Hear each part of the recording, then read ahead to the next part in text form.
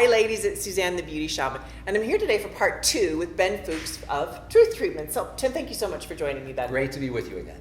So the first conversation that we had, and please go back to this, I'll put this up top so you can click on it and refer to it, but it's how to choose the best anti-aging products. So Ben just goes into great detail about that. It's a must watch, definitely watch that. In this video, we're gonna talk about how to improve my skin at age 50 without surgery. So I think, Ben, I'm 53 years old, and I do not want to go under the knife, and I do not want to stick Botox in my skin. This is kind of a personal thing, and I believe that many women feel as I do, that we just don't want to do this.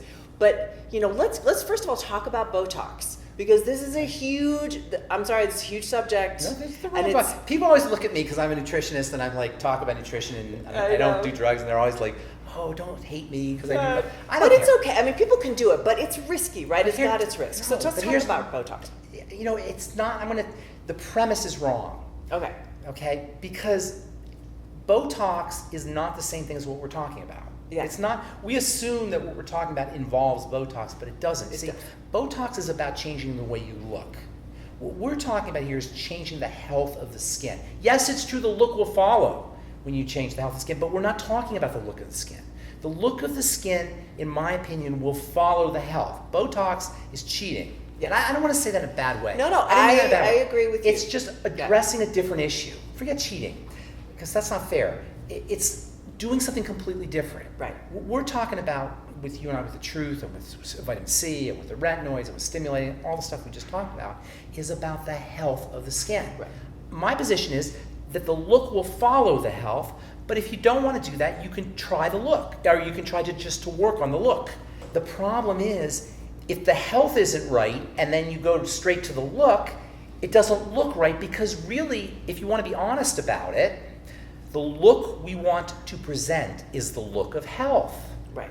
That's what we're trying to get across to people, is that we're healthy.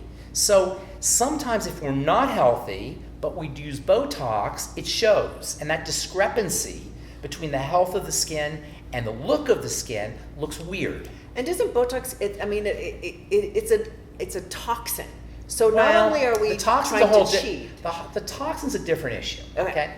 The toxin is a toxin. It's kind of ironic in a sense that you're putting something that will kill you into your skin. The reason it's a toxin is because it changes the way your muscles work, right, and your nerves work, and the neuromuscular junction where the nerve is connected to the muscle, and it changes that, and that's how it kills you. But because it does that in your skin, because it does in your skin, it makes your wrinkles relax. Right. So the same effect that kills you inside your body in very tiny doses will make your wrinkles relax. So because it changes the way your wrinkles look on your skin, it has an application if you don't want to have wrinkles on your skin.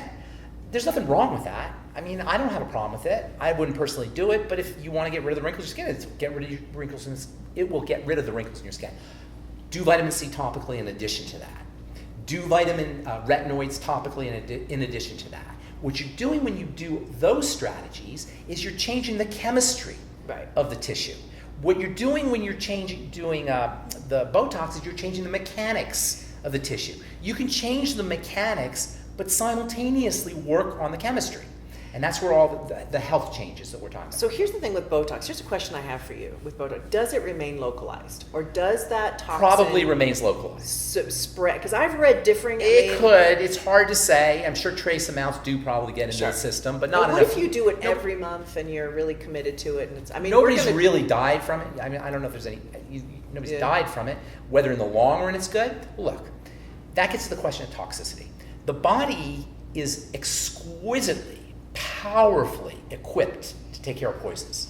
The poison control system in the liver is so unbelievably complex and intelligent and elegant in all the things it can do to change toxins and detoxify them, that it's very easily overloaded. It requires a lot of, it itself requires a pristine environment, it requires a lot of basic building blocks and nutrients. And because of the way we live our lives, because of the nutritional deficiencies and toxicity, that system is overloaded.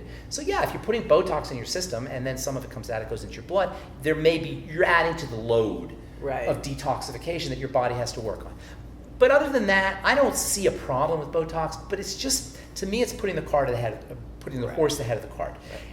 And if you really want to do Botox, and it looks really good, fine, go do Botox. But work on your vitamin C and your retinoids and your alpha hydroxy acids, and work on your internal nutrition. Botox is about wrinkles. Wrinkles are about a part of the body that doesn't get anywhere near the love it needs, especially when it comes to anti-aging, and especially when it comes to heart disease, and when it comes to ruptures, and when it comes to prolapses, and when it comes to hernias, and when it comes to arthritis, and when it comes to joint problems, and when it comes to all of the things we hate about aging. You know what part of the body that is? It's called the connective tissue. Yeah.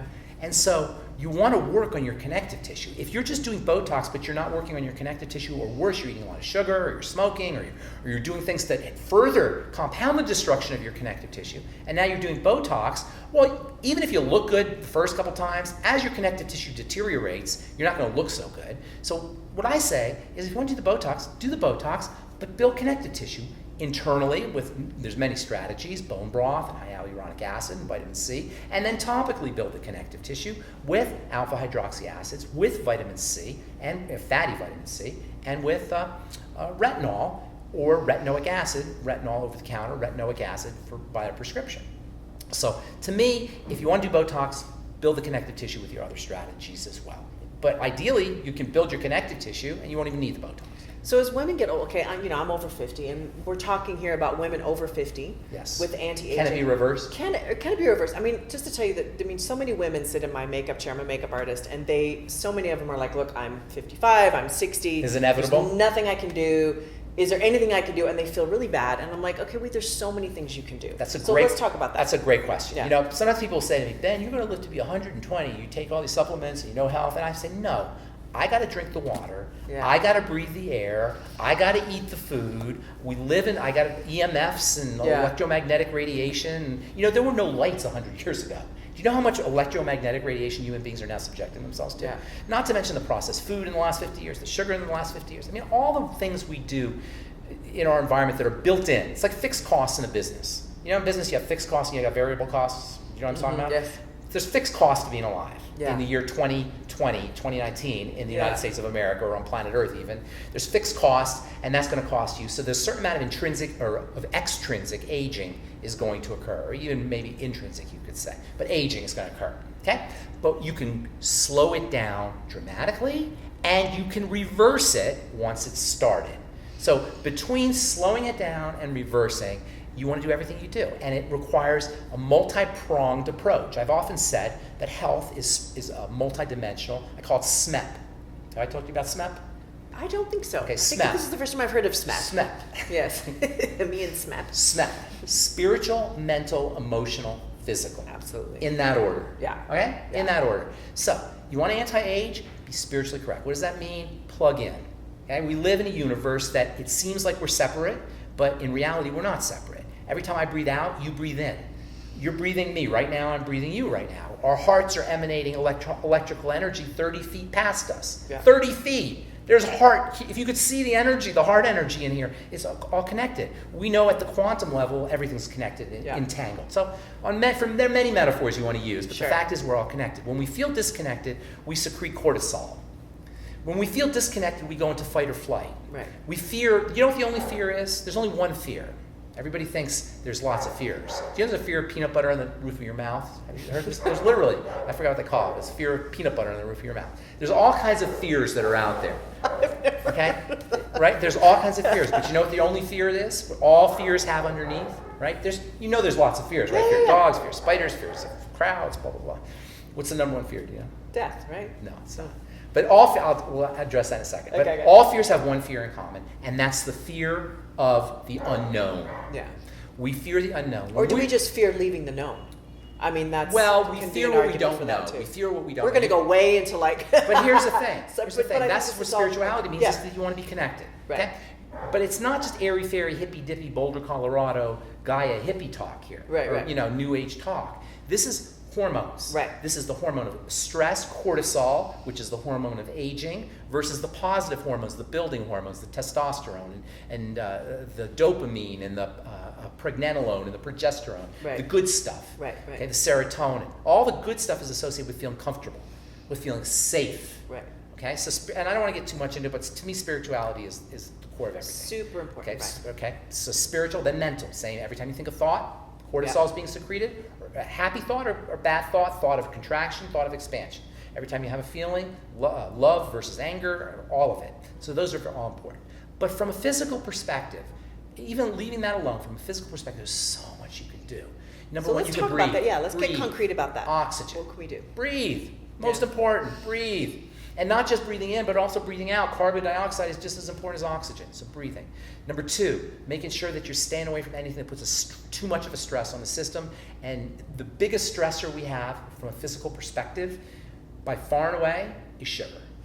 Oh, I couldn't agree more. Biggest stressor from a biochemistry perspective. Yeah. Okay, so cortisol, relaxing the body, oxygenation, eliminating the sugar, drugs, prescription drugs. You know, illegal drugs are better than prescription drugs sometimes. Prescription drugs people take ironically, because people take these prescription drugs chronically. Illegal drugs people don't I shouldn't say that. Let me rephrase that. I get what you're saying, though. Yes. Like, if you're taking, some medication. You're taking 15 medication, unless you're like a heroin, fentanyl kind of junkie crackhead, for the most part, you might as well smoke a little pot. You should be better off smoking pot than taking your beta blockers and your calcium channel. And I'm sorry to say that, I'm a pharmacist, but that's it's so true. Okay? And I think women over 50 in my our demographic here, we're loaded up. I think that's why it's so important. I'm always kind of pushing the audience into go see a naturopath, go get involved with natural medicine, because it's so much better for your body. But anyway, continue. Okay. Yes. So sugar, drugs, processed food, that kind of thing, and then take care of your foods. Eat as little as possible. Right. Eat as little as possible. It's so hard to eat as little as possible because we eat for our brain chemistry rather than our gut chemistry, our hunger chemistry. We eat because we're depressed. We eat because we're sad. We eat because we're bored. We eat because there's a bunch of other people eating. We eat because something sounds good. If you're looking at the menu and you're like, oh, I don't know if I want that. Oh, I had that yesterday. Or, oh, no, I don't want. You're not hungry. You don't need any food. If you have to go to the menu and decide what to eat, you're not hungry. Think how many times that is, right? So in any case, eating as little as possible and eating nutrient dense and eating pre-processed. Right. So slightly steamed, you don't want to heat too much, blended, soups, juices, and then nutrient dense, veggie juices, smoothies, that kind of thing. And then be selective with your foods. Be careful with your foods. And then supplement. Yeah. And supplement's a little tricky, and we should probably do another thing on supplements. Yeah, supplements are a little huge. Tricky, but there's a lot you could do. Right. And you'll not only change the way you look physically, and you'll not only change the way you are internally, but you change the way your mind works, your brain works. You'll change the way you process information. You'll begin to process information from a place of strength and a place of confidence. And that's a much better place than to place it from a strength of weakness and fragility.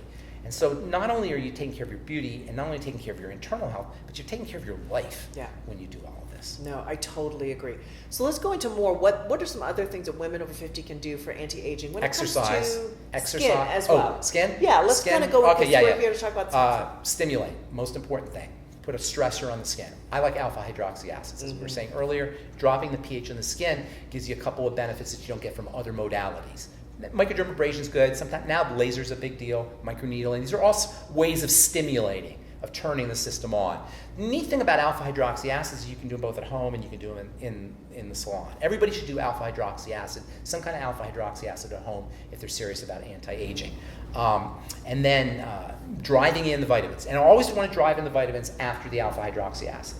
So, and if you're not using alpha hydroxy acids every day, you can still get the vitamins in there, but you maximize the penetration. So I want to bring up one of the things that you sell, which I sell too, and I love, is the Truth Trifecta, because you have the alpha hydroxy acid, you have the. I don't think it's alpha. Oh wait, that's right. That's a separate thing. Yeah, that's a separate. Oh, I'm sorry. I just got myself confused. Do you see that? We have to cut that bit out. No worries. The bit I got confused. Okay, but with the alpha hydroxy acid, if you use it first and then do the trifecta, you'll get even better results. Right, because it's really going to get it. Yes. But you want to use that separately, is what you're saying. The AHA? Yeah. Yes. Well, here's the neat thing. There's AHAs and then there's RAHAs, which, as you can imagine, knowing me, as you've known me for a couple of years now, I would formulate AHAs in a completely radical, strange way. Of course, right? How would you do that? Because that's how I do that. Well, now we got to get into some chemistry. Okay, so a little bit of chemistry. Are you sure? A couple minutes worth of chemistry. Okay, I'm going to try and do this really quick. Okay, really quick. So acid is a positive charge. Right. It's really, really important stuff because it activates. It turns things on. Right. If you have just a positive charges are called protons. Okay, and is that too much? I'll just say positive charge. Okay, if you had just, That's okay. I don't know, because people get intimidated when they hear proton. Okay, protons. Protons are good. Okay, We're all good with protons, right? protons turn things on. Right. They stimulate things. Acid is protons. Toxins are protons. Heavy metals are protons. Protons turn things on. Protons activate the system. If you just have a proton that gets into the system and you don't have something else, then you've just got stress. This anti-proton is called an electron. An electron balances out a proton. The proton turns it on, the electron feeds it. When you work out, you generate protons. When you come home and do your nutrition, you're putting in electrons. If electrons follow protons, you get the benefit of the stimulation. If the electrons don't follow the protons, you just got stress. So it's important that electrons always follow protons. Is that too much? Nope, that's good. Okay, good. Okay. All right, so what's the main source of electrons inside the body? Food. Good food has good electrons. That's why you want to be eating good food. Anything you could do to put electrons into the body is anti-aging. Anything that you could do to put electrons into the body is anti-stress. One of the best things you could do in a hospital, and they do this in hospitals, is they could put machines that spew out electrons. The other name for electrons is negative ions. There you go. Yeah, I knew. Because you can get a machine, a negative ion machine. What do you think that's about? It's electrons. Yeah. They neutralize. They don't neutralize. They balance the protons. So if you have protons followed by electrons, you can take advantage of the stressor of the protons.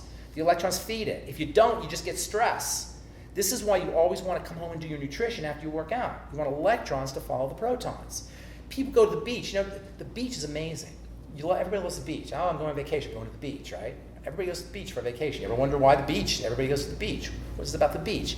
The beach is the ocean is a sink of electrons. It's pure electrons. Not pure electrons, but it's spewing electrons. That wonderful smell, that's electrons. The smell after it rains, that's electrons. You go in Japan, you can actually get a prescription from the doctor for something called forest bathing. Have you heard of this? No. I forgot what they call it. Unshunriki or something like that. Okay, it's forest bathing. Why? You're depressed. I'm a Japanese doctor. Go bathe in the forest for an hour. That's your Prozac, right? Why? Because the forest spews out negative ions, electrons. So what I wanted to do is I want to do the same thing topically. So in our energizing exfoliator, have you noticed it's called the energizing exfoliator? Okay, right? The exfoliating part is the hydrogen, the protons. The energy is the electrons. So in the same bottle, you've got protons, a source of protons, and you've got a source of electrons. That allows you to use our energizing exfoliator, number one, more frequently. Number two, it's more mild and it's much more gentle, even though the pH, I don't know if you've used it, but it's got a nice low pH, but it's much more mild than other ones that have that same pH, that have a similar pH, if you can even get one that has a similar pH, because the electrons follow the protons. And that's how we work all our peels. That's how we work all our alpha hydroxy acid products. Now, but that's not too much chemistry because it's very important to understand. And if you do understand that, that's part of something called PChem. Physical chemistry, physics and chemistry. And in pharmacy school, that's the hardest course, actually all of chemistry, that's the hardest course to take. So if you understand what I just said, that's very impressive. Don't put me in any courses in college on chemistry, I'll fail. That's called, but chemistry's not that hard. Yeah. Does that make sense? Okay, no, that made total sense for me. So hopefully it made sense for the audience, but okay. So women after 50, kind of going back to the topic. Use our energizing exfoliator, protons and electrons, plus there's all kinds of other goodies in there, sodium lactate, sodium PCA, and a few other things. And by the way, our electrons come from the minerals. That's the source of our electrons. Right. We should do one on the minerals. Yeah, we should. We have these special minerals that we use. And then drive in vitamin C every day, even twice a day. Suzanne, between you and the fence post, 3 times a day. Oh, absolutely. 4 times a day. Yeah. You're talking about internally. No, I'm talking about on your skin. Like put it actually on your skin. Truth Transdermal C serum. Serum. I don't tell people, but you should. It can't hurt. Heck no. I mean, you can just, especially if you're taking it internally as well as externally, you're just going to see so many results from that. Absolutely. So I say use it every hour. But, there's a cost. It might be cost prohibitive to do. But, the more the merrier. Right. The more you use, the better. And then periodically, because it's a very stimulating, activating molecule, retinol. Yes. Now start off with 1%, and we should probably do a thing on retinol. I think so too. Retinol's really... Retinol, understanding how to leverage, and this is what we're talking about here, is leveraging the biochemistry of the body and leveraging topical skincare. Well, I think taking advantage of both. What's great about these conversations, and I would like the audience to know this, is that it's a different way of thinking about how to take care of your skin. It gives you more power. It gives you more power, because otherwise you're spreading some on and hoping for I call it hoping for the best. Right. You spread it on and hope for the best. I think it's more of an intelligent, we were talking about this earlier, it's more of an intelligent way to look at self-care, take care of your skin, as opposed to, I just want to look 10 years younger. No. You want to be healthy. It's like representative of a more advanced state in human evolution. Yes. We understand more about the body. We're not in the dark ages. We're not in the 1800s. Right. When you took this feels, I'll put some tallow on there, wax on there, and that'll feel good. That's a kind of inelegant, primitive way of looking at the skin. For us to still be doing that now, it represents a loss of opportunity. Yeah. Because we know more. We know better. We know better than to go because some movie star says something is good, or because... Well, you would hope we do. And this is... Yeah. As a culture. As individuals, beyond that. But as individuals, we don't know. But in the scientific world, we know. Right. Okay, we know better. Maybe you're right. Like, it still hasn't reached the mainstream yet. That's true. But in the scientific world, we know how to signal. We know what signaling is about. Helena Rubinstein, who started this whole thing in the 1890s, 1880s, she didn't know what signaling was. Yeah. She didn't know what a cell was. Signaling molecules? I mean, we know them as scientists today, but the average person doesn't know about signaling molecules. Have you ever heard of this concept of signaling molecules? No. Nobody talks about signaling molecules, but we know about them. That there's molecules you can put on the cell that will signal the cell, make collagen, make elastin. Now, when I put it that way, doesn't that sound like something you want on your skin? Yeah. Hello, right? Yeah. Signaling molecule, drive it in. Yeah, baby, give me those signals. Well, we're going to go into all these others and other interviews. And I think it's great. Ladies, just stay tuned for more interviews with Ben Fuchs and I, because we just love to sit and rap about this stuff. It's like so much fun. I just love it. Thank you so much, Ben, for all of your wisdom and insight. I just love it. And ladies, just remember, it's not about looking younger necessarily. It's about health and taking care of your skin and a more intelligent view of all of this. So thank you so much for watching The Beauty Shaman, and have an awesome day. And don't forget to comment down below any questions you might have. We always answer your questions. So, please ask away, because we love feedback. We love that interaction. So thank you so much for watching The Beauty Shaman.